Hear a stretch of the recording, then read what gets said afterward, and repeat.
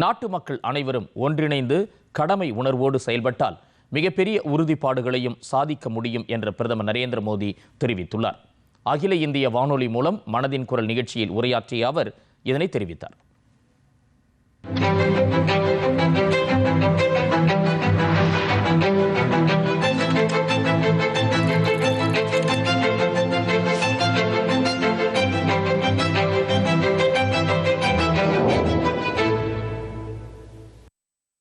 நாட்டின் குடியரசு திருநாளை கொண்டாட இருக்கும் நிலையிலும் தேசிய வாக்காளர் தினம் இன்று கொண்டாடப்படும் சூழலிலும் தாம் இந்த நிகழ்ச்சியில் உரையாற்றுவதாக பிரதமர் குறிப்பிட்டார். ஒவ்வொரு இந்தியரின் வாழ்க்கையிலும் 18 வயதில் வாக்காளராவதை அனைவரும் கொண்டாட வேண்டும் என்றும் அப்போதுதான் வாக்குரிமை குறித்த விழிப்புணர்வு ஏற்படும் என்றும் அவர் தெரிவித்தார். 18 வயதான அனைவரும் வாக்காளர்களாக தங்களை கண்டிப்பாக பதிவு செய்ய வேண்டும் என்றும் அப்படி பதிவு செய்து கொண்டு வாக்களிப்பதன் மூலம் நாட்டின் ஜனநாயகம் வலுவடையும் என்றும் அவர் கூறினார். लेकिन दरअसल ये अवसर किसी भी भारतीय के जीवन का அவர்கள் நமது ஜனநாயகத்தை உயிர்ப்போடு வைத்திருக்க கள அளவில் பணியாற்றி வருகின்றார்கள். நான் அவர்கள் அனைவருக்கும் பாராட்டுக்களை தெரிவிக்கிறேன். இன்று வாக்காளர் தினத்தன்று நான் நமது இளைய நண்பர்களிடம் மீண்டும் வேண்டிக் கொள்கிறேன், உங்களுக்கு 18 வயதான உடனேயே நீங்கள் உங்களை வாக்காளராக கண்டிப்பாக பதிவு செய்து கொள்ளுங்கள். அரசியல் அமைப்பு சட்டமானது எந்த கடமை உணர்ச்சியை அனைத்து வாக்காளர்களும் கடைபிடிக்க வேண்டும் என்று எதிர்பார்க்கிறதோ, நீங்கள் பதிவு செய்து கொண்டு வாக்களிப்பதன் வாயிலாக அந்த எதிர்பார்ப்பு நிறைவேறுவதோடு பாரதத்தின் ஜனநாயகமும் பலமடையும். எனதருமை நாட்டு மக்களே, இப்போதெல்லாம் சமூக ஊடகத்திலே ஒரு சுவாரஸ்யமான போக்கு காணப்படுகிறது. 2016ஆம் ஆண்டின் தங்களுடைய நினைவுகளை மக்கள் மீண்டும் பசுமையாக்கிக் கொள்ளுகின்றார்கள். இந்த உணர்வுடனே கூட இன்றும் கூட உங்களோடு நான் என்னுடைய ஒரு நினைவலையை பகிர்ந்து கொள்ள விரும்புகிறேன். 10 ஆண்டுகள் முன்னால் ஜனவரி மாதம் 2016ஆம் ஆண்டிலே நாம் ஒரு சாகசமான பயணத்தை தொடங்கினோம்.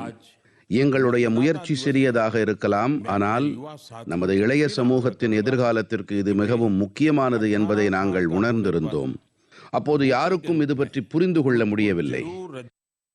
இந்த தருணத்தில் ஸ்டார்ட் அப் இந்தியா தொடங்கப்பட்டதன் பயணம் குறித்து தாம் நினைவு கூற விரும்புவதாக அவர் குறிப்பிட்டார்.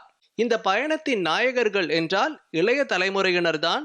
அவர்கள் ஏற்படுத்தியிருக்கும் புதிய முயற்சிகள் தற்போது வரலாற்றில் இடம்பெற்று கொண்டிருப்பதாக தெரிவித்த அவர், உலகின் 3வது மிகப்பெரிய ஸ்டார்ட் அப் நிறுவனங்களை கொண்டதாக இந்தியா உருவாகியுள்ளது என்றார்.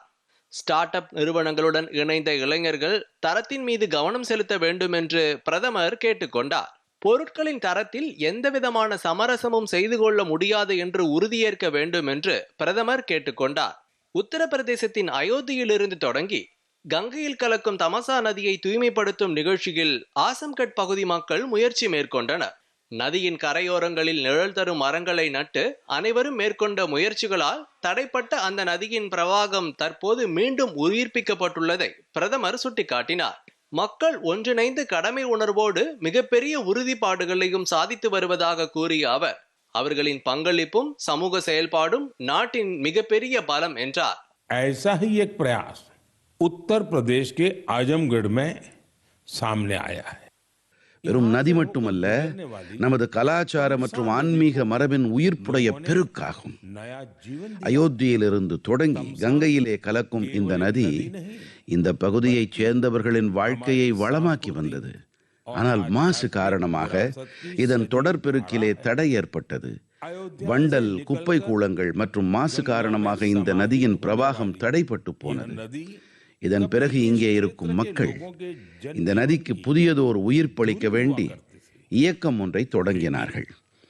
நதி தூய்மைப்படுத்தப்பட்டது. அதன் கரையோரங்களிலே நிழல் தரும், பழம் தரும் தருக்கள் நடப்பட்டன. வட்டார மக்கள் கடமை உணர்வுடன் இந்த பணியில் ஈடுபட்டார்கள். அனைவரின் முயற்சிகளாலும் நதி மீண்டும் உயிர்ப்பிக்கப்பட்டது.